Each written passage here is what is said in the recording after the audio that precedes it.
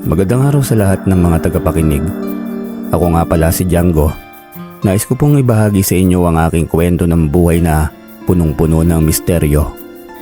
Ako po ay anak ng isang matandang albularyo. Hindi siya kagaya ng ibang mga albularyo na palaging pinipilahan ng mga nagpapagamot dahil napakalayo ng aming lugar mula sa kabiasnan. Nakatayo kasi ang aming bahay sa paanan ng bundok. Kaya pinili ng aking ama na lumayo sa mga kabahayan dahil isa rin siyang antingero na lumalaban sa mga aswang. Noong bata pa lamang ako'y parati ako nasasabik sa tuwing may magpapagamot sa aking ama. Madalang lang kasi ako makakita at may makausap na ibang tao. Sa tuwing may ginagamot si amay palagi ko siyang pinapanood at kung minsan naman itinutulungan dahil madalas din niya akong turuan sa mga panggagamot niya.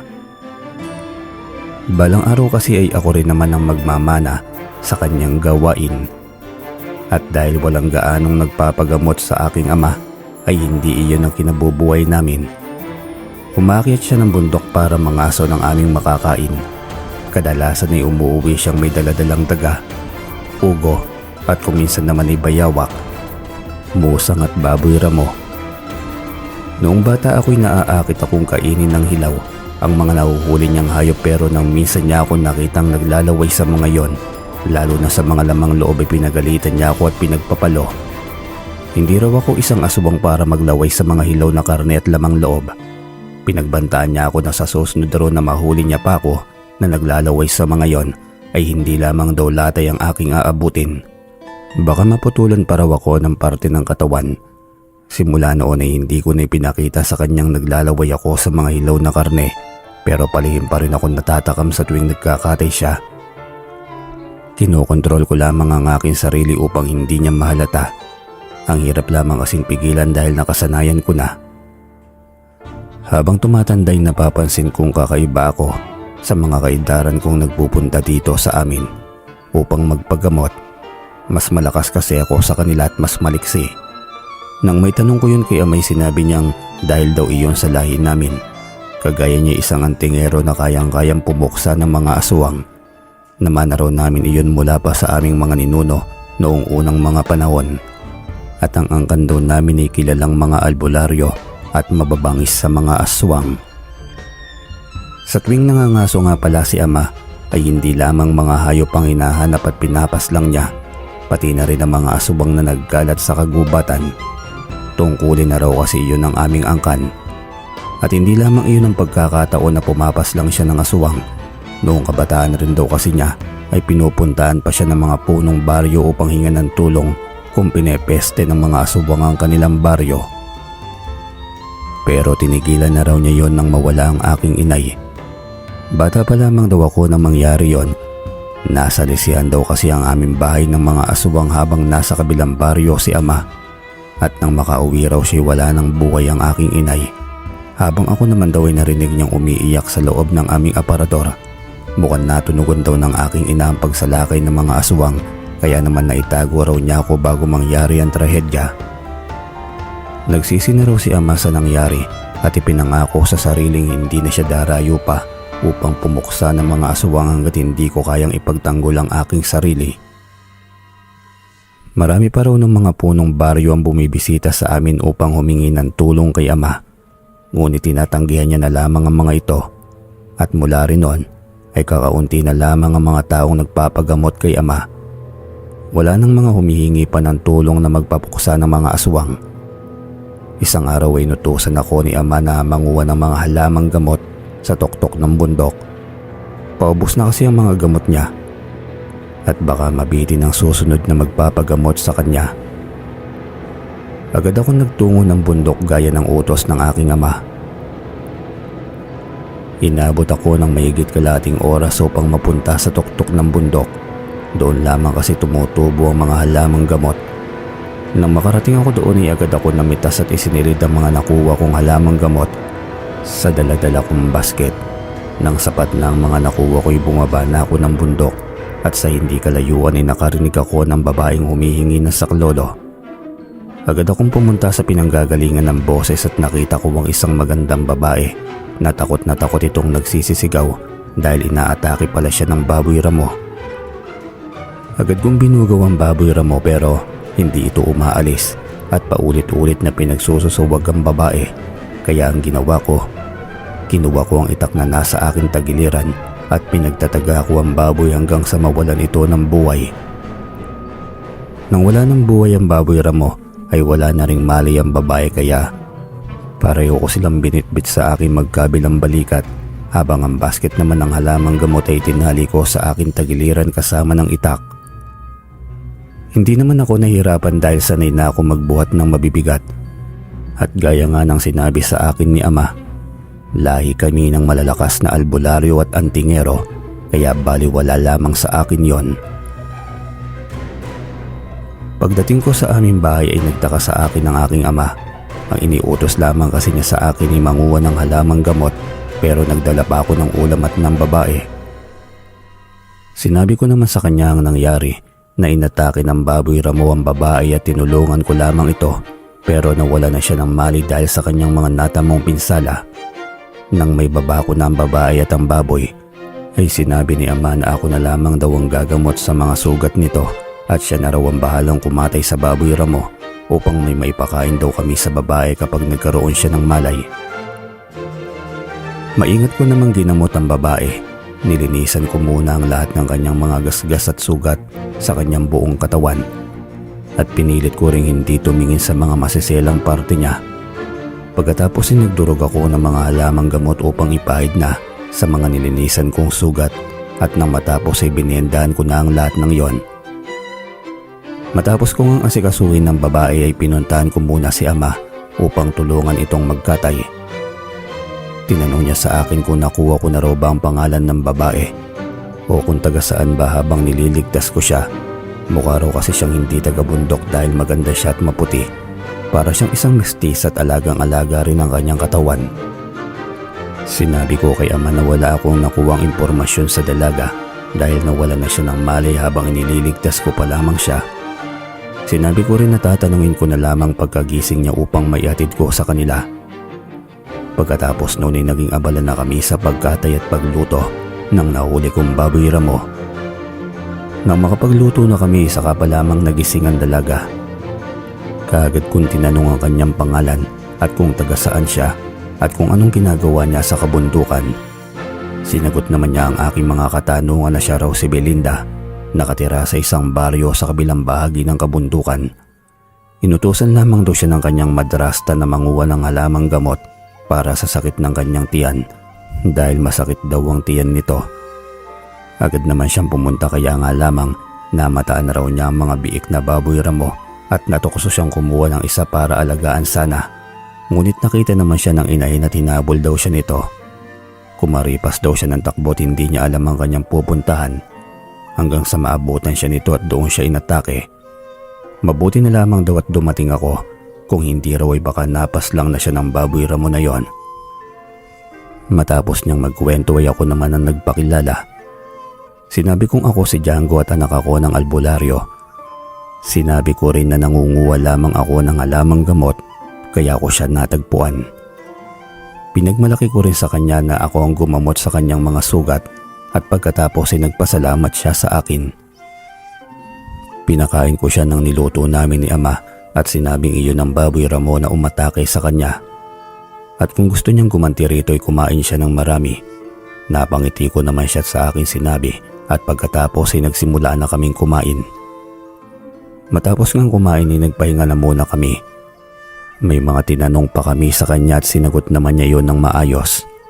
At nang matapos kumain ay umakyat na kami ng bundok upang ihatid siya.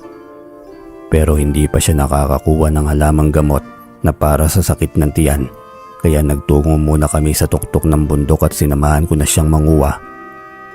Nang matapos ay sinabi niya na kaya niya na raw bumaba dahil baka pagalitan pa siya ng kanyang madrasta kapag nakita siya na may kasamang lalaki. Lalo na't kaninang umaga pa raw siya nito inutusan at lampas tanghali na. Sinabi ko sa kanya na ikuwento niya ang nangyari pero ang sabi niya ay siya na raw ang bahala sa kanyang sarili. Hindi na ako nagpumilit na sumama pero tinanong ko kung pwede ba kaming magkitang muli. Sumagot naman siya at sinabing pwede raw. Kapag inutusan na raw siyang ulit na kumuha ng halamang gamot ay tatawirin daw niya ang bundok at pupuntahan ng bahay namin. Pinanghawakan ko naman ang kanyang pangako at mula ng araw na yon ay araw-araw na ako naghihintay kung kailan niya ako pupuntahan. Hindi nagtagal ay bumalik rin si Belinda sa aming bahay. Nang tanungin ko siya kung bakit siya natagalan ay sinabi niyang ikinulong raw siya ng kanyang madrasta sa kanilang bahay dahil sa nangyari noong nakaraan. Galit na galit daw ito dahil umaga raw niya kailangan at nang makarating daw si Belinda namimilipit na ito sa sakit. Sinabihan ko naman si Belinda na kung may malubhang sakit ang kanyang madrasta papuntahin lamang siya dito sa amin upang magamot namin ni ama. Ang sabi ni Belinda wala raw itong sakit, sadya lamang daw talaga sumasakit ang tiyan nito kapag uminom ng alak kinagabihan at kinabukasan naman daw siya magdurusa dahil siyang naglilinis ng pinagsukaan at nangunguha pa ng mga halamang gamot para dito. Sinabi ko naman sa kanya na napakalupit ng kanyang madrasta. Tinanong ko siya kung hindi ba ito pinapagalitan ng kanyang ama dahil sa ginagawa nito sa kanya. Sumagot si Belinda at ang kanyang sabi ay wala raw siyang tatay. Napas lang daw ng aswang ang kanyang ama habang pauwi ito galing sa pangangaso noong nakaraang taon. At simula raw nang mawala ito'y pinagmalupitan na siya ng kanyang madrasta. Tinanong ko kung wala ba siyang ibang kamag-anak na mapupuntahan upang hindi na siya maltratuhin ng kanyang madrasta. Nagkwento naman si Belinda sa akin, taga Maynila daw talaga ang kanyang tatay at nakilala raw niya ang kanyang nanay na taga kabilang probinsya na sumama raw siya rito. Nang mamatay naman daw ang kanyang nanay sa panganganak, ay mag-isa raw siyang pinalaki ng kanyang ama. Ngunit nang makilala raw nito ang kanyang madrasta ay pinalaya silang dalawa ng mga kamag-anak ng kanyang nanay at doon na sila sa kabilang bahagi ng bundok tumira kung saan raw ang lupa ng pamilya ng kanyang madrasta. Hindi raw siya pwede sa pamilya ng kanyang nanay dahil itinakwil na sila doon at hindi naman daw niya alam kung saan sa Maynila nakatira ang pamilya ng kanyang tatay. At ang isa pa'y wala raw siyang pamasahe kaya pinagtitiisan niyang tumira kasama ng kanyang madrasta. Matapos niyang magkuwento'y nagpaalam na siya, baka kasi hinahanap na daw siya ng kanyang madrasta at baka raw may gawin pa itong masama sa kanya. Pagkatapos ay sinamahan ko siya hanggang sa tuktok ng bundok. At doon ay pinanood ko na lamang siyang bumaba sa kabilang bahagi. Bago bumaba ng bundok ay nanguha na rin ako ng halamang gamot upang magamit rin namin ni ama. Napapadalas kasi ang pagpunta ng mga tao sa amin upang magpagamot. Lumipas sa mga araw ay naging abala kami ni ama dahil may kumakalat na epidemya sa baryo. Ang mga tao ay tinutubuan ng mga bukol sa iba't ibang bahagi ng kanilang mga katawan at makalipas lamang ang ilang araw ay nagsususugat ang mga yon at nilalabasan ng nana.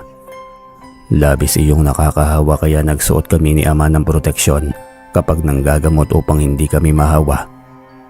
Magaling si ama sa paghahalo ng mga halamang gamot kaya naman kahit na anong mga sakit na dalhin sa kanya ay matagumpay niyang naggagamot. Maging ang mga sakit na ibinibigay ng mga mangkukulam. Mortal na kalaban daw ng mga albularyo ang mga mangkukulam. Kung kami raw ay nanggagamot at tumutulong sa mga tao, ang mga mangkukulam naman daw ay gumagawa ng mga sakit at nagpapahirap sa mga tao. Mas masahol pa raw sa mga aswang ang mga mangkukulam dahil kung ang mga aswang raw ay pumapas lang ng mga tao para sa pagkain, ang mga mangkukulam naman daw ay pinaglalaroan at pinapas lang ang mga tao para lamang mayroon silang mapaglibangan. Ang paniniwala rin ni ama ay mangkukulam ang nagpapalaganap ng kumakalat na epidemya at gagawin na raw niya ang lahat upang magamot ang mga yon. Kanya rin daw hahanapin ng mangkukulam na may gawa ng sakit na yon. Pagkalipas ng ilang araw ay pakaunti ng pakaunti ang dinadala rito sa amin upang magpagamot. Mukhang nakontrol na namin ang epidemya kaya sinabi ni ama na maglalakbay muna siya upang hanapin ang mangkukulam na siyang responsable sa lahat ng iyon. Ako na raw munang bahala sa mga taong dinadala sa amin upang gamutin. Naituro naman niya sa akin ang mga kailangan kong gawin at kung paano paghalu-haluin ng mga halamang gamot na ipapahid sa mga bukol at ipapainom sa mga may karamdaman. Sinabi ko naman kay ama na maaasahan niya ako sa lahat. Binili na rin niya ako tungkol sa mga gamit na panlaban sa mga aswang kung sakaling salakayin nila ako habang wala siya. Sinabi ko naman sa kanya Nakaya ko ang sarili ko dahil nagmana ako sa kanya na isang malakas na tao at hindi ako kayang paslangin ng pipitsyoging mga aswang. Matapos akong pagbilinan ay umalis na si ama upang hanapin ang mangkukulam na sanhin ng mga karamdaman sa baryo. Habang abala naman ako sa panggagamot ay dumating si Belinda. Marumi ang kanyang kasuotan at gulagulanit ito. Habang nangangamot ay tinanong ko siya kung ano ang nangyari. Sinabi naman niya sa akin na naglayas daw siya sa kanila. Pinapasok ko muna siya sa loob ng bahay at sinabihang humanap siya ng mga damit at itinuro ko sa kanya kung saan ito nakalagay.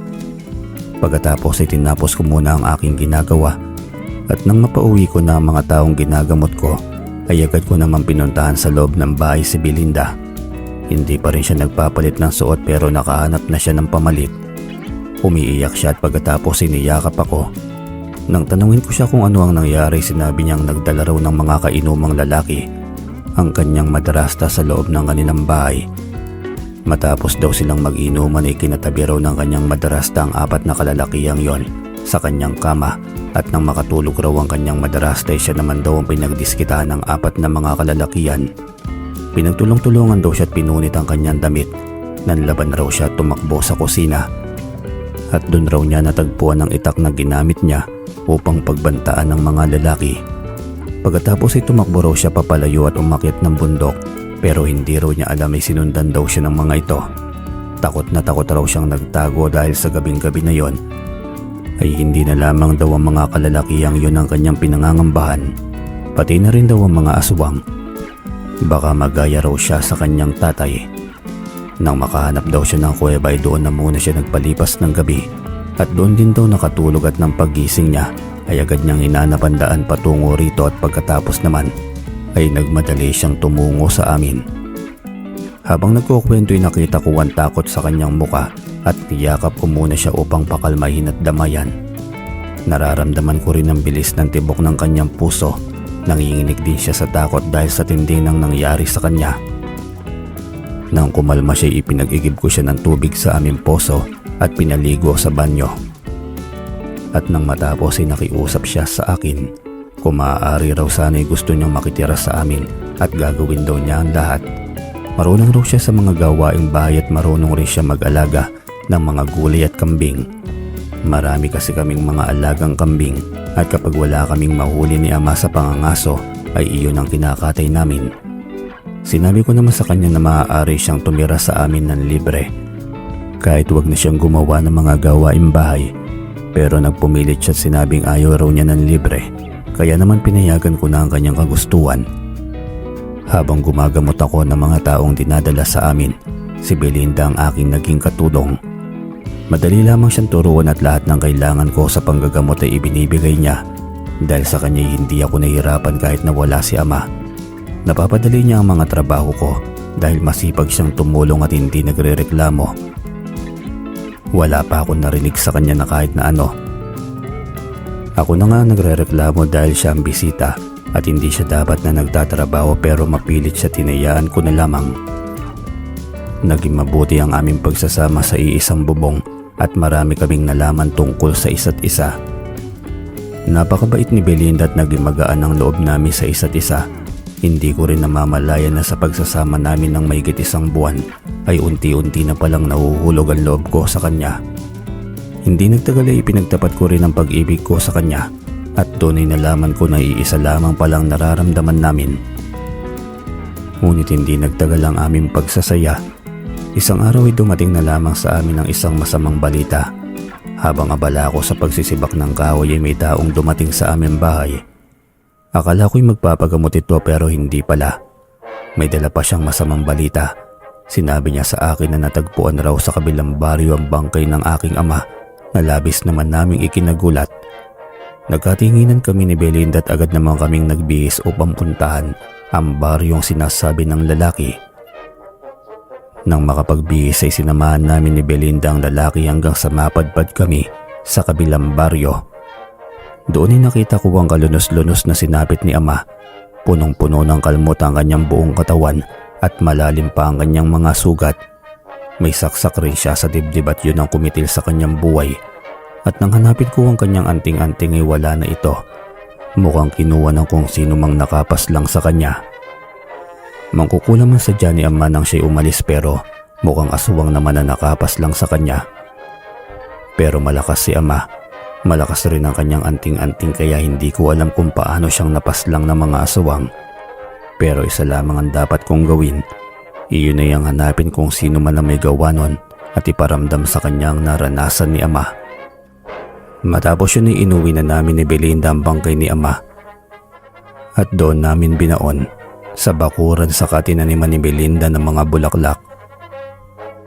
Labis ako nasaktan na mawala si ama. Mula kasi nang magkamali ako'y siya lamang ang kilala kong pamilya.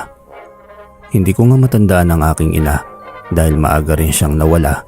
Ngayon ay mag-isa na lamang ako at hindi ko na alam kung paano ba'y pagpapatuloy ang buhay. Pero hindi ako pinabayaan ni Belinda. Dinamayan niya ako sa mga pagkakataong nangungulila ako sa aking ama. Ipinaramdam niya sa akin ang pagmamahal na walang makakapantay at ginamit niya ang kanyang katawan upang panandali ang makalimutan ko ang sakit ng pagkawala ni ama. Dahil kay Belinda nagawa kong ipagpatuloy ang aking buhay. Siya ang naging katuwang ko sa lahat hanggang sa tuluyan na kaming magsama. Ginawa ni Belinda ang lahat para sa akin at ganoon din ako sa kanya. Hanggang sa makalimutan ko ang sakit ng pagkawala ni ama. Pero isang araw ay nagising ako na kailangan kong ipagpatuloy ang lahat ng naiwan nito. Kailangan ko siyang ipagiganti sa mga aswang. At kailangan ko ring mahanap ang mangkukulam na siyang dahilan kung bakit lumisan si ama. Hindi nagtagal ay mayroon namang pumunta sa aming bahay upang humingi ng tulong. Akala ko'y magpapagumot ito ngunit hindi pala. Siya si Mang Mundong, ang pinuno ng baryong nakakasakop din ng lugar namin. Sinabi niya sa akin na may malaking problema raw na kinakaharap ngayon ng mga taong nasasakupan niya at nang tanungin ko kung ano yon, ay dahil raw iyon sa mga aswang. Simula raw kasi nung kumalat ang balitang wala na si ama ay naging aktibo na raw ang mga aswang at wala na silang pakundangan sa pagpaslang ng mga tao. Wala rin silang pinipili mapabata man o matanda, mapababae man o lalaki, basta na may meste raw sila sa aming baryo. Umaasa raw si Mang Muldong na naturuan ako ng aking ama kung paano lumaban sa mga aswang dahil hihingi raw siya ng tulong sa akin. Wala raw kasi siyang ibang malalapitan lalo na't kami lamang ni ama ang albularyo sa aming lugar. Sinabi ko naman sa kanya na narito pa rin sa amin ang mga gamit ni ama at naturuan naman niya ako kung paano gamitin ang mga yon. Tinanong niya kung may karanasan na ba ako sa pakikipaglaban sa mga aswang at sinabi ko namang wala pa pero gagawin ko ang aking makakaya upang tulungan ng baryo. Pinigilan ako ni Belinda sa aking kagustuhan dahil masyado raw delikado at baka magaya lamang ako sa aking ama. Sinabi ko naman sa kanya na kaya ko ang aking sarili. Bata pa lamang ay tinuruan na ako ni ama kung paanong lumaban. Pero natatakot daw siya baka maiwan siyang mag-isa dahil magaya naman siya sa aking ina. Naikwento ko kasi iyon sa kanya dati. Naisip kong sinabi niya pero ang sabi ni Mang Muldong ay masaya raw siyang bigyan kami ng pansamantalang matutuluyan sa kanyang bahay habang itinataboy ko ang mga aswang. Nagkatingin na naman kami ni Belinda at pagkatapos ay pumayag na rin siya. Sinabihan ko si Mang Muldong na mauna na siya dahil maghahanda muna kami na mga gamit panlaban sa mga aswang at ang mga susuotin sa loob ng 3 araw hanggang 1 linggo. Matapos yun ay umalis na si Mang Muldong at nagayos naman kami ni Belinda ng aming mga gamit. Pagkatapos ikinelkal ko sa aming baul ang mga lumang gamit ni ama. Hindi ko na rin kasi nakuha mga gamit na dinala niya ng kanyang hanapin ng mangkukulam. Ang nakuha ko namang mga gamit sa baul ay ang buntot ng pagi, itak na gawa sa tanso, lumang pana at mga palaso. Kahit luma ng mga yun ay alam kong epektibo pa rin na panlaban sa mga nilalang. Nagdala rin ako ng ilang mga halamang gamot dahil hanggang ngayon ay hindi pa rin umuhupa ang epidemyang ginawa ng mangkukulam. At sinabihan ko si Mang Muldong na sa kanila muna dadalhin ang mga magpapagamot sa akin. Nang paalis na kami ng bahay ay sinigurado naming nakakandado ang lahat upang hindi pasukin ng mga aswang.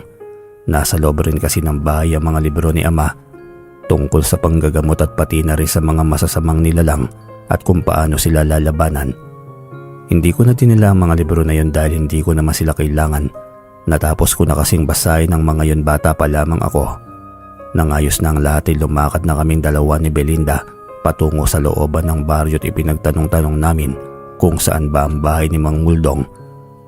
Itinuro naman ito sa amin ng mga tao. Kilala naman ako ng ilang mga tao ron dahil nakikita nila ako kapag nagpapagamot sila kay ama, kaya naman wala kaming naging problema kahit medyo mahigpit sila sa mga baryo.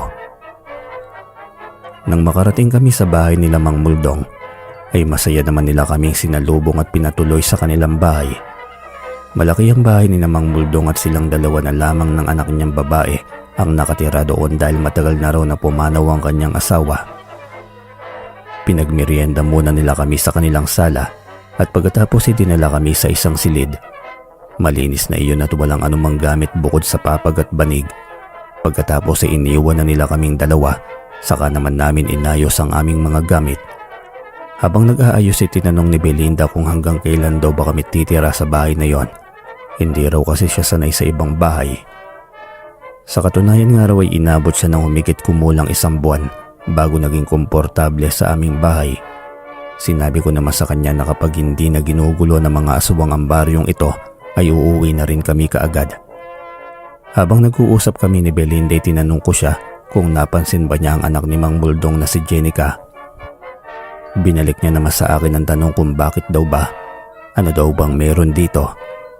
Sinabi ko naman sa kanya na napapansin kong nagdadalang tao yon. Tinanong niya yun sa akin kung paano ko raw yun nalaman. Sinabi ko naman sa kanya na kapareha siya ng amoy ng mga nagbubuntis. Ganun kasi ang naaamoy ko kapag may buntis na nagpupunta sa amin upang magpagamot o magpatulong tungkol sa kanilang ipinagbubuntis. Sinabi naman ni Belinda na wala naman daw siyang kakaibang naaamoy. Sinabi ko sa kanya na baka kakayahan lamang namin yon bilang nanggaling sa lipi ng mga albularyo. Pagkatapos itinanong niya kung hindi ko raw ba siya naaamoy na nagdadalang tao. Sinabi ko naman sa kanya na hindi. Pagkatapos itinanong niya kung gusto ko raw ba siya na maamoy na ganon. Agad kong naintindihan ang ibig niyang ipaiwatig kaya isinara ko ng mabuti ang pinto at ginawa namin ang kanyang gusto. Matapos yun ay nakatulog na muna kami at nagising na kumatok sa pinto si Jenica at sinabing nakahanda na raw ang hapunan. Lumabas naman kami ni Belinda upang maghapunan at habang kumakain ay tinanong ako ni Mang Muldong kung magro-ronda ba ako ngayong gabi. Sinabi ko namang hindi at tinanong niya kung paano ko mahanap ang mga aswang kung hindi ako roronda. Sinabi ko sa kanya na kusang pupunta rito ang mga aswang ngayong gabi, sabay tingin ko kay Jenica.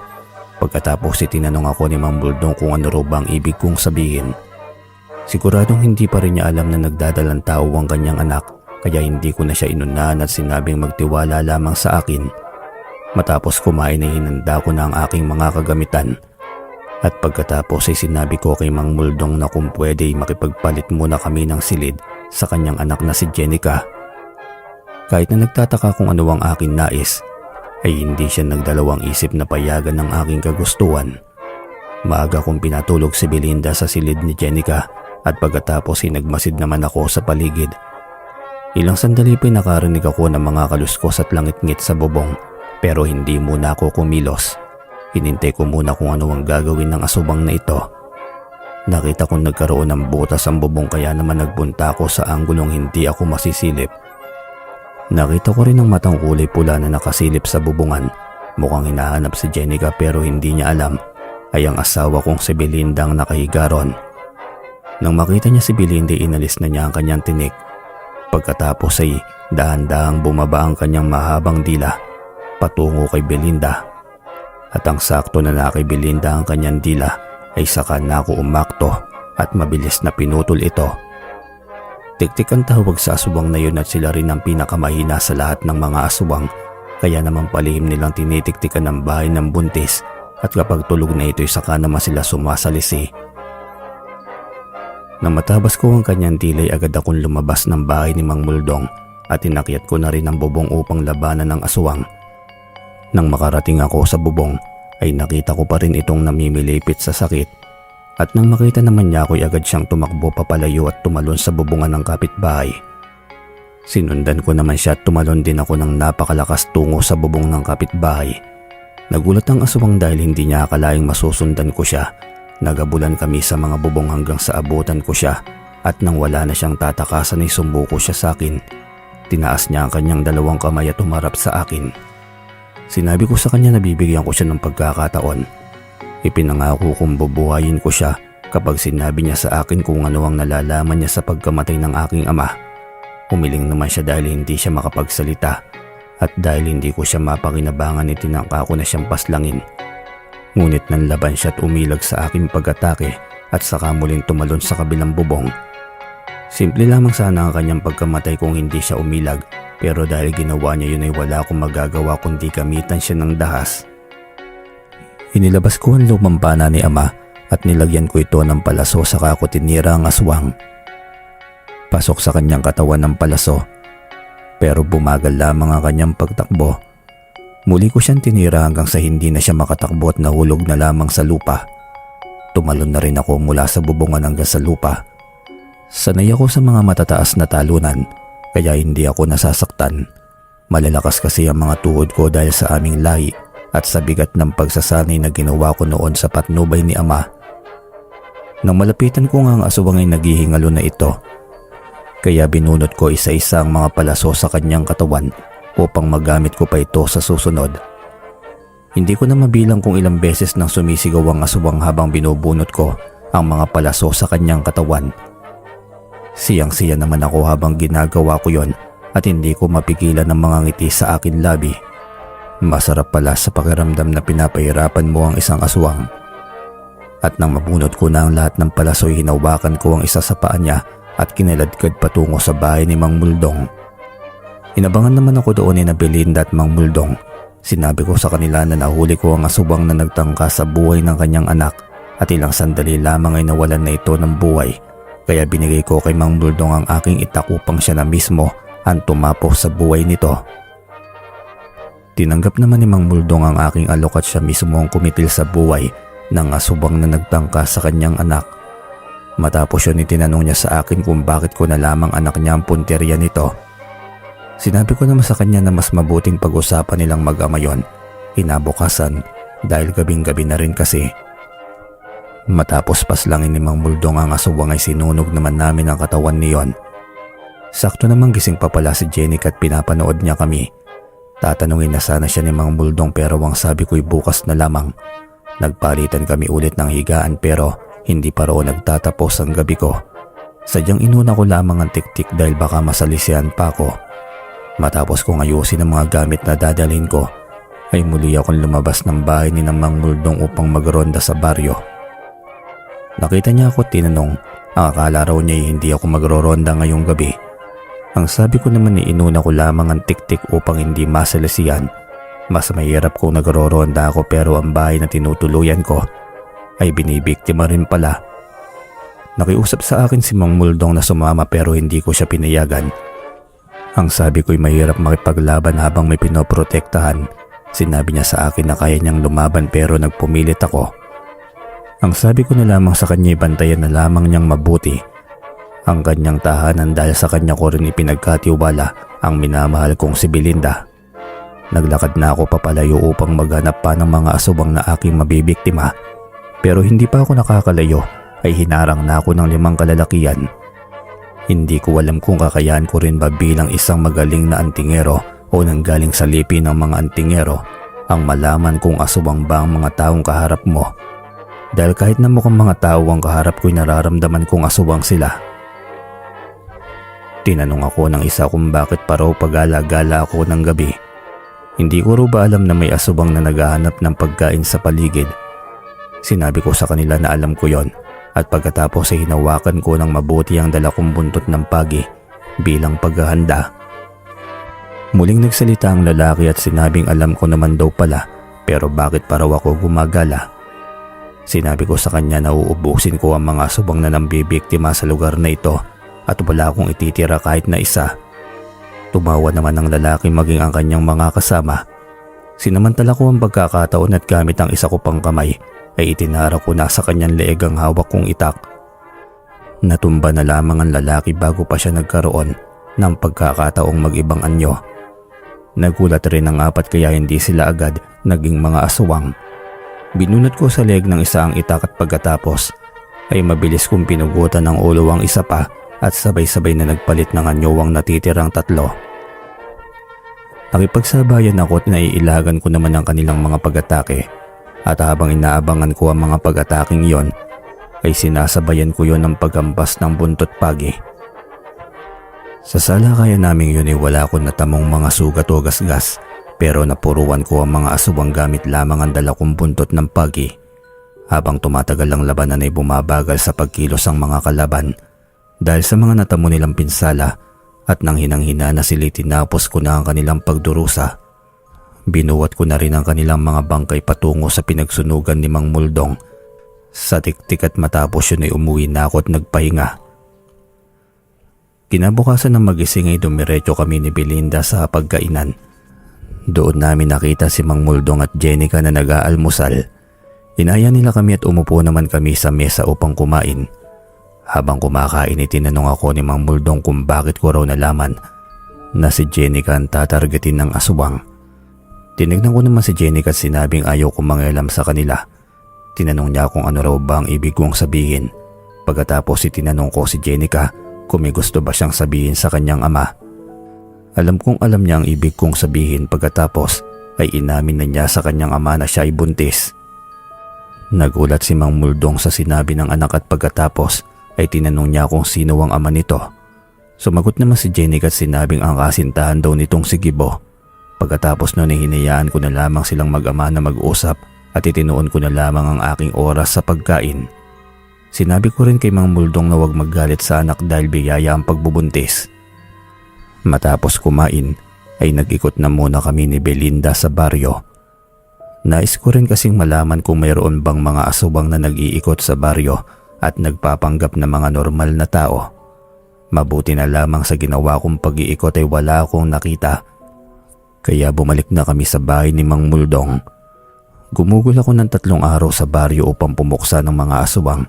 Iba't ibang klase ang mga nakalaban ko. May mga motog, may tiktik at mayroon ding mga manananggal. Siguro magmula nang mabalitaang wala na si amay nagtipon-tipon ang ilang uri ng mga aswang sa baryong ito upang magpiesta. Ang hindi nila alam ay may iniwang tagapagmana si ama at ako yon. Iba't iba man ang kanilang mga uri ay wala akong pinalampas ni isa sa kanila at bawat makasalubong ko'y aking pinapas lang bilang babala sa kanilang mga kauri na hindi nila dapat kantiin ng baryong ito. Nang masiguro kong hindi na muling guguluhin pa ng mga aswang ang baryo ay bumalik na kaming dalawa ni Belinda sa aming bahay. Sinabihan ko rin si Mang Muldong na huwag siyang mahiyang puntahan ako sa aming bahay kung sakaling muling manggulo ang mga aswang o kung may kailangan sa pagbubuntis ni Jenica. Nang makauwi kami ni Belinda ay ayos naman ang lahat. Walang nagbago sa aming bahay at walang nagtangkang pumasok. Iyon nga lamang ay wala ng maraming pagkain pero may mga ibinigay namang gulay si Mang Muldong pati na rin ang mga tao sa baryo. Kinagabihan ay nagdesisyon akong mangaso upang makatikim naman kami ng baboy ramo. Puro kasi manok, isda at gulay ang kinakain namin kina Mang Muldong. Iniwan ko muna sandali si Belinda sa bahay at tanging pana lamang at mga palaso lamang ang dinala ko. Dahil ang nais ko lamang ay humuli ng isa at tatagal na yun sa amin ng ilang mga araw. Pagdating ko sa kagubatan ay agad ako nagmasid-masid upang makahanap ng mabibiktima. Pero hindi baboy ramo ang aking nakita. Isang grupo ng mga aswang at napapaligiran na nila ako kaagad. Kinakabahan ako dahil walang anumang sandata maliban sa dala kong pana at mga palaso. At dahil napapaligiran na nila ako hindi na ako nagdalawang isip na gamitin ang aking sandata upang pumana ng mga aswang na nakikita ko. Nakatatlo rin ako bago sila tuluyang makalapit sa akin. At dahil ang akala nila'y wala na akong kalaban-laban ay inatake nila ako ng sabay-sabay. Nakakalimutan yata nilang isa pa rin akong mandirigma at tagatugis ng mga aswang. Pinutol ko ang 2 palasong hawak ko at iyon ang ginamit kong sandata sa magkabila kong mga kamay. Hindi malalim ang sugat na magagawa niyon at madali lamang ding mapaghihilom ng mga aswang pero mas mabuti na rin yon kaysa wala. Ginamit ko na rin ang aking mga paa sa pakikipaglaban. Kahit dihadong-dihado ibinigay ko pa rin ang aking makakaya upang lumaban pero masyado silang malalakas at tinatadtad nila ako ng mga kalmot at kagat sa buo kong katawan. Hanggang sa hindi ko na kaya pang lumaban. Bagyang nawala ang tibok ng aking puso kaya naman akala nila ay wala na akong buhay at iniwan na lamang nila ako. Sa galit ko hindi ko na alam ang nangyari. Bigla na lamang akong umalulong ng napakalakas at nagkaroon ng panibagong lakas. Nakita ko ang aking mga kamay. Napapalibutan na ito ng kulay puting balahibo at may matatalas na rin akong mga kuko. Hinabol ko ang mga aswang gamit ang aking mga kuko ay pinagsasaksak ko sila. Hindi lamang yon. Nalaman ko rin na may mga pangil na ako at ginamit ko yun para kagatin ang kanilang mga leeg. At dahil sa lakas ng aking pangay halos mapugutan sila ng ulo. Hindi ko maintindihan ang nangyayari sa akin. Kaya lalo akong nagwala at wala akong tinirang buhay sa mga nakalaban kong aswang. Nang wala na sila unti-unti nang bumabalik ang dati kong anyo at doon na rin ako biglang nagkawisyo. Nagsimula na rin maghilom ang aking mga sugat na natamo mula sa mga nakalaban kong aswang at labis ko yung pinagtatakan. Ginising ko ang aking sarili dahil sa buong akala ko'y nananaginip lamang ako. Pero hindi ako nananaginip dahil totoo ang lahat ng nangyayari kaya umuwi na ako upang maghanap ng kasagutan sa aming bahay. Nang makauwi ako sa bahay ay nakita ko na susunog na ito. Bigla ako nakaramdam ng matinding kaba at hinanap ko si Belinda sa paligid ngunit wala siya. Sinubukan ko pang pumasok sa nasusunog na bahay upang magsalba ng mga gamit ngunit masyado nang malakas ito at wala na akong magagawa dahil nasa loob rin ng bahay ang poso. At kahit subukan kong apulayin ay wala naman ring mangyayari. Muli ako nagsisigaw sa galit at sinisisi ko ang aking sarili. Hindi ko dapat iniwang mag-isa si Belinda dahil masyadong delikado. Alam kong ang mga aswang ang may gawa nun dahil gusto nilang maghiganti sa akin kaya mas lalong tumindi ang galit ko sa kanila. At sa hindi inaasahang pagkakataon ay nakita ko naman ang aking sarili na may mahahabang kuko, may mga balahibo at may mga pangil. Litong-lito ako sa mga pangyayari at hindi ko alam pero naging isa akong aswang. Hindi ako makahanap ng kasagutan dahil patay na ang aking ama at sunog na rin ang aming bahay. Hindi ko alam ang gagawin kaya nagwala ako habang patuloy na nasusunog ang bahay namin at dahil doon ay hindi ko na namalayang nakatulog na pala ako. Nang magising ako'y abo na lamang ang aming bahay. Naganap ako ng mga gamit na mapapakinabangan at pati na rin ang mga buto ni Belinda. Dahil hinanda ko na ang aking sarili sa mga posibilidad. Naisalba ko ang mga gamit panluto pati na rin ang aking mga normal na itak at isang gawa sa tanso, pati ang ilang mga ulo ng palaso. Pero wala akong makitang mga buto ng tao kaya nakakasiguro ko na buhay pa si Belinda. Dalawa lamang ang natatanging posibilidad. Nakatakas si Belinda at nagpunta ng kakahuyan upang hanapin ako o kinuha siya ng mga aswang upang gamitin laban sa akin sakaling makaligtas ako sa mga tumambang na asawang sa akin. Nagpasya akong hanapin si Belinda pero bago yon ay inayos ko muna ang aking mga gagamitin. Gumawa ako ng panibago mga palaso at pana gamit ang mga gamit na naisalba ko. At nang inabot na ako ng tanghali ay pumasok na ako ng kakahuyan. Umakyat rin ako ng bundok pero hindi ko nakita si Belinda kaya naman naisipan kong puntahan ng baryo sa kabilang bahagi ng bundok kung saan matatagpuan ang bahay ng kanyang madrasta. Baka sakaling nagawi siya ron dahil hindi niya ako mahanap at tumakas siya sa mga aswang. Tinako ang daan na naikuwento niya sa akin at matapos ang kalahating oras na paglalakad ay natagpuan ko rin ang baryo. Muli kong inilala ang kanyang kwento upang matagpuan ang bahay ng kanyang madrasta ngunit isang lumang bahay lamang ang natagpuan ko at walang nakatira doon. Sinubukan ko magtanong-tanong ngunit walang nakakakilala kay Belinda pero hindi ako sumuko hanggang sa lapitan ako ng isang matandang babae at tinanong kung ang hinahanap ko bang Belinda ay ang babaeng kinupkop ng kanyang madrasta nang mawala ang kanyang tunay na ama. Sinabi ko naman sa matanda na iyon nga ang aking hinahanap. Nagpakilala siya sa akin. Siya raw si Rosalinda, isa sa dati nilang kapitbahay. Pagkatapos ay sinamahan niya akong umakyat ng bundok. Halos kakababa ko pa lamang din pero wala akong nagawa kundi ang sumama sa kanya. Dahil maaaring siya lamang ang nakakaalam kung nasaan ang aking asawa. Habang paakyat kami ng bundok ay nagkuwento siya. Mula raw nang mamatay ang ama ni Belinda ay ang madrasta na niyang nag-alaga rito. Pero malupit daw ang madrasta ni Belinda. Palagi raw siya nitong sinasaktan at pinapakyat ng bundok upang manguha ng mga halamang gamot sa tuwing may nararamdaman siyang masakit. Pero umabot raw sa sukdulan ng pananakit nito kay Belinda. Isang gabi raw ay langung-lango ito sa alak at dinala pa raw sa kanyang bahay ang 4 na lalaki na nakainuman niya. Tandang-tanda pa raw ni Aling Rosalinda ang nangyari ng gabing yon, ng gabing nagkagulo sa bahay na yon. Humihingi raw ng tulong si Belinda dahil pinagtangkaan ng mga lalaki ang kanyang pagkababae pero walang gustong tumulong. Nanlaban raw si Belinda at nakatakas ngunit tinabol siya ng mga lalaki hanggang sa kabundukan. Alam ko ang kwentong yon dahil naikwento na sa akin ni Belinda pero hinayaan ko na lamang na magkwento ang matanda. Dala raw ng awa ay tumakas si Aling Rosalinda ng kanilang bahay. May hawak siyang itak upang iligtas si Belinda pero huli na ang lahat dahil nagawa na raw ng 4 na kalalakihan ng pakay at iniwan si Belinda na walang saplot at bugbog sarado. Ni hindi na nga raw niya kayang gumalaw kaya sinabihan raw siya ni Aling Rosalinda na hihingi siya ng tulong at nang balikan raw niya si Belinda wala na ito at bakas na lamang ng sarili niyang duguwang naiwan. Hindi ako makapaniwala sa kanya dahil iba ang ikinuwento sa akin ni Belinda kaya tinanong ko sa kanya kung kailan nangyari yon. Sa pagkakatanda ko ilang buwan pa lamang ang lumipas buhat nang tumira sa aming bahay si Belinda. Sumagot naman si Aling Rosalinda na sinabing nasa mahigit 50 taon na raw ang lumipas. Dalaga pa raw siya nang mangyari yon.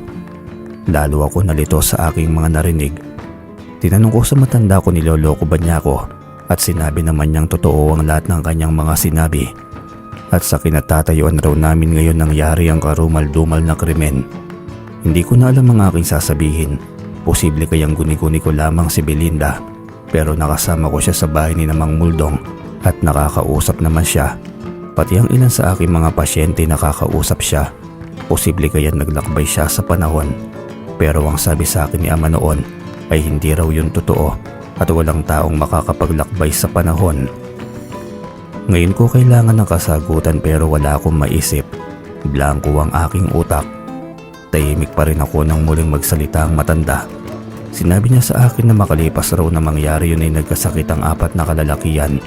Tinubuan raw ng mga bukol ang iba't ibang parte ng kanilang mga katawan at pagkatapos ay nagsipaglabasan ng mga nanarito hanggang sa mabulok. Hindi na raw iyon naagapan kaya iyon na ang kanilang kinamatay. Pamilyar ako sa sakit na sinasabi ng matanda dahil iyon ang sakit ng nakaraang kumalat sa aming baryo at sa mga kalapit nito. At ang sabi pa nga ni Ama ay kagagawan iyon ng mangkukulam. Naisip kong muli ang kwento niya sa akin. Nakahanap raw siya ng kuweba upang mapagtaguan ng gabing yon. Kaya ang ginawa ko'y pinauwi ko na si Aling Rosalinda. Ang sabi ko sa kanya ay nakuha ko na ang mga impormasyong hinahanap ko. Bumaba na siya ng bundok habang ako naman ay nag-iikot-ikot upang hanapin ng kuweba. Nagpaikot-ikot ako sa bundok at inabot na ako ng gabi pero wala akong nahanap.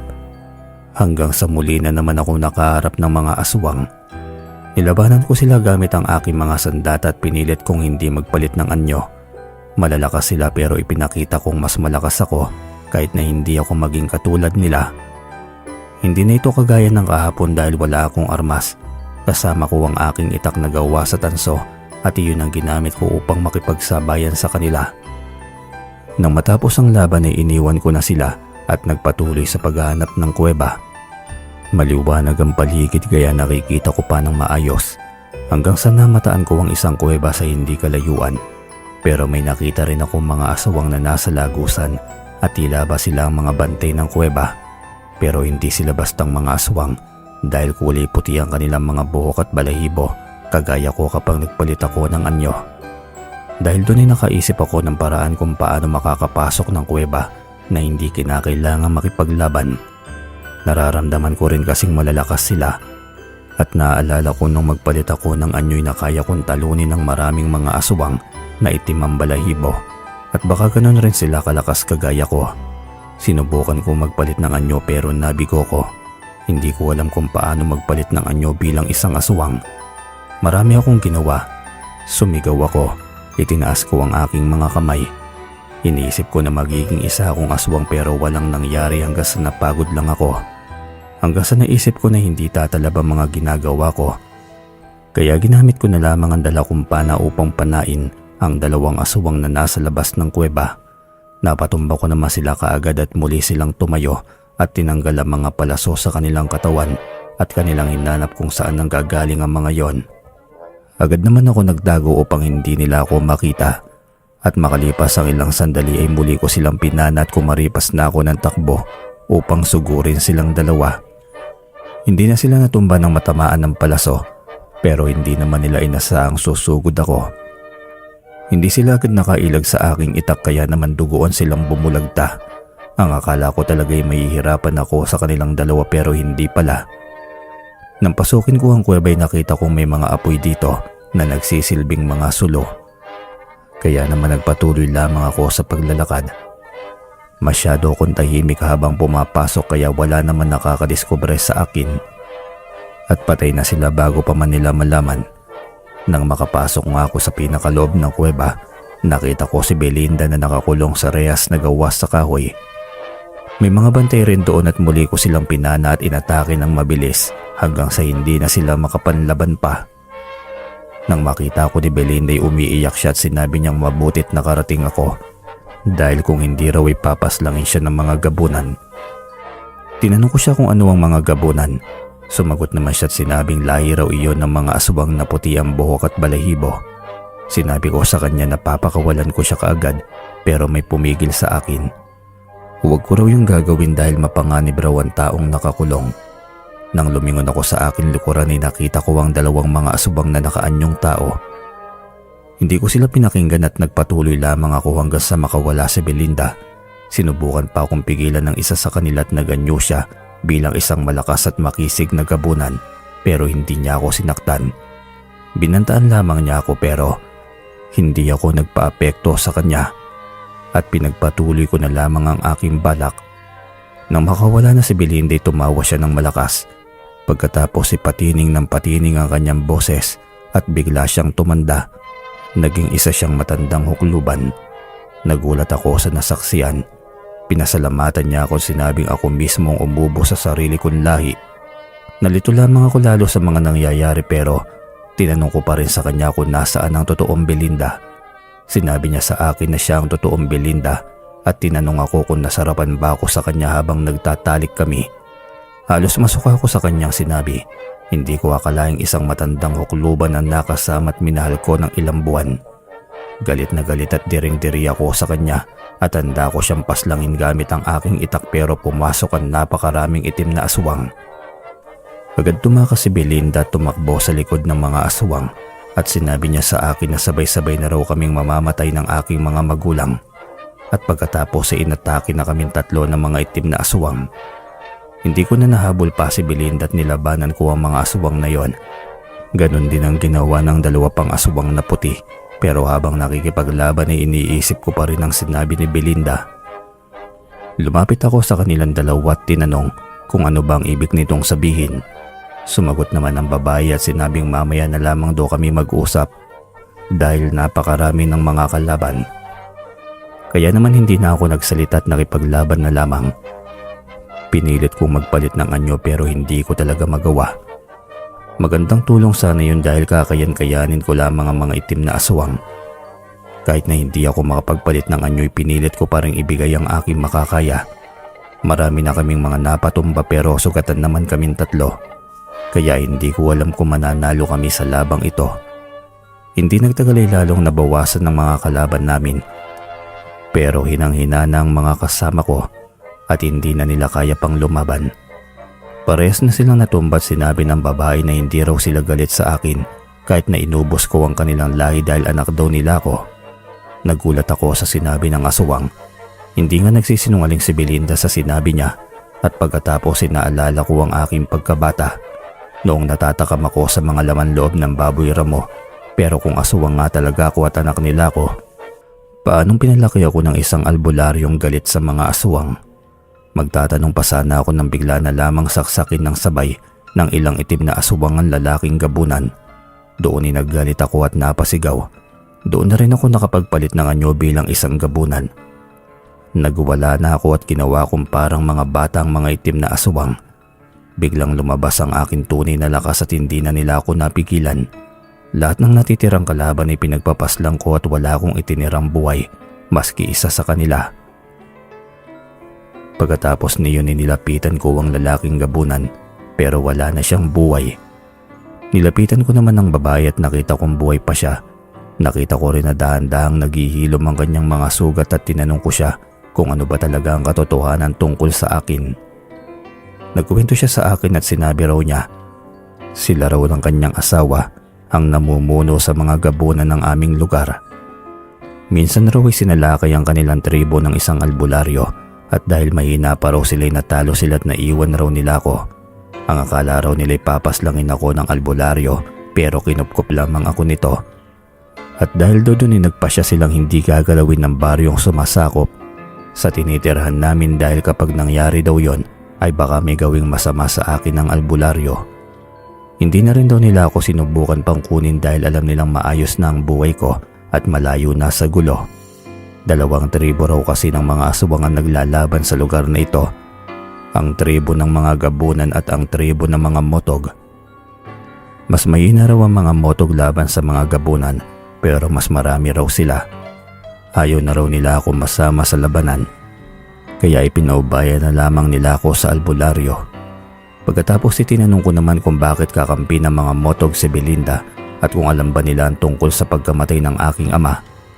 Sumagot naman ito at sinabing hindi raw niya alam kung ano ang kaugnayan ng hukluban sa mga motog at pagkatapos sinabi niya na nabalitaan raw niya ang nangyari sa albularyong nagpalaki sa akin. Pero wala raw silang kinalaman dito at hindi niya ipinagagalaw sa kanyang mga alagad ang aking ama dahil sa malaki na ring utang nilang loob. Pagkatapos noon ay tinulungan ko na siyang tumayo. Muli niya akong tinawag na anak. Mula pa sa pagkabata ako'y naghahanap na ako ng kalinga ng isang inay. Kaya ngayong nasa harapan ko na ang tunay kong ina, ay hindi ko na pinalampas ang pagkakataon upang yakapin siya. Wala akong pakialam kung isa man siyang aswang dahil siya pa rin ang nagluwal sa akin sa mundong ito.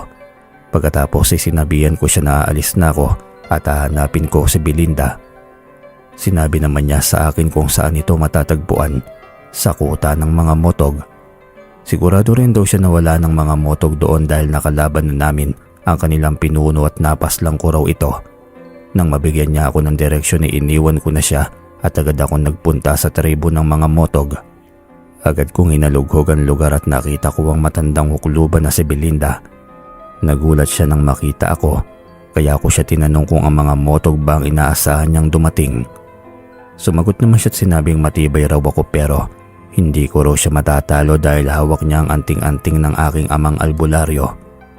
Tinanong ko sa kanya kung bakit nasa kamay niya yon. Sumagot naman siya at sinabing siya raw ang nagpakalat ng epidemya sa baryo at pinagplanuhan raw niya ang lahat ng yon. Nang umalis daw ang aking amay pinadalhan daw niya ng napakaraming mga motog kaya hindi na raw ito nakapanlaban at kinuha niya ang anting-anting nito. Ginamit rin daw niya ako upang mabawasan ang puwersa ng mga gabunan at madali nila silang malipol. Tinanong ko siya kung bakit niya ginagawa ang lahat ng yon. Sumagot naman siya at sinabing mga gabunan raw ang nagsimula ng lahat. Gabunan raw ang pumaslang sa kanyang ama. At kaya naging miserable ang kanyang buhay at muntik pa raw siyang mamatay. Nang malapit na daw siyang mamaalam ay pinagbili niya ang kaluluwa niya sa kampon upang magkaroon ng kapangyarihang itim. Ginamit raw niya ang kapangyarihang yun upang mabuhay pa at kinalaunan ay nakipagtulungan na siya sa mga motog upang pabagsakin ng mga gabunan. Ayon rin daw sa kanyang pananaliksik ay nalaman niyang isa akong gabunan kaya nagbalat kayo siya bilang isang dalaga upang paikutin ako. Nagtagumpay naman daw siya na gamitin ako pero hindi raw niya inaasahan na makakaligtas ako sa pag-atake ng mga motog. Pero hindi bali na raw yon kasi ngayon raw ay mapapatay niya ako. Lalo lamang nagsidihi ang aking galit dahil sa kanyang mga sinabi. Kaya nakapagpalit ako ng anyo bilang isang gabunan. Ginamitan naman niya ako ng isa sa kanyang mga sumpa at biglang sumakit at bumigat ang aking pakiramdam. Alam kong kontrahin ang mga sumpa na mangkukulam dahil itinuro yun sa akin ni ama noong bata pa lamang ako. Agad ko yung kinontra pero nagkunwari ako nasasaktan at dumapa rin ako sa lupa. Umalakhak naman siya ng napakalakas at lumapit siya sa akin. Inapakan niya ang aking buka at doon ay nagkaroon na ako ng pagkakataon. Binali ko ang kanyang paa at inihiga sa lupa. Pagkatapos inilaslas ko ang kanyang lalamunan.